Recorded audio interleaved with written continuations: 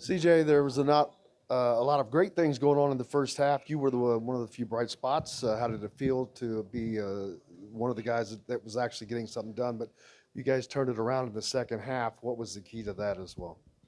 Man, it was just, it's a blessing to be back out there on that court. We've been beating up on each other all summer, so finally just to go against another team and to showcase what we can do as a team out there, man, it was a great time. Had a lot of fun.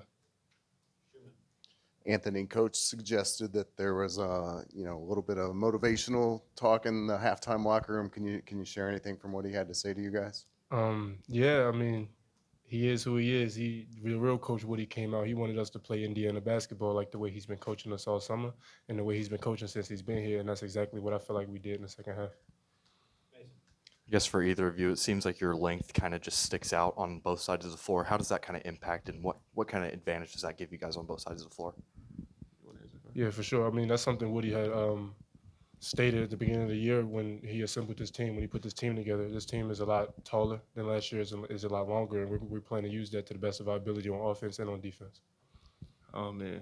We just got to help each other out, be in the gaps on defense and get deflections. And as a team, I feel like everybody on the floor can guard the 1 through 4, and I feel like as a team, that's a capability that we have that differentiates us from everybody else. Anthony, it's the proverbial first game, and it's a chance to not only play against somebody else, but to learn the tendencies of your teammates playing against somebody else. What do you feel like this team learned about itself? What do you feel like you learned about mixing with these guys against a different opponent? Right. Me personally, I think that first half that we played was probably the best thing that could have happened to us coming out as our first game. Knowing that we need to play basketball to the best of our ability against everybody. We need to play as hard as we can against everybody. So us being able to take that punch that they gave and come together and work as a team in the second half and pull it through is something I felt like was really important.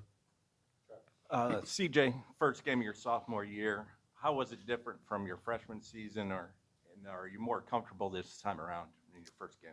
Of course, I'm definitely more comfortable just practicing and being out there with the guys.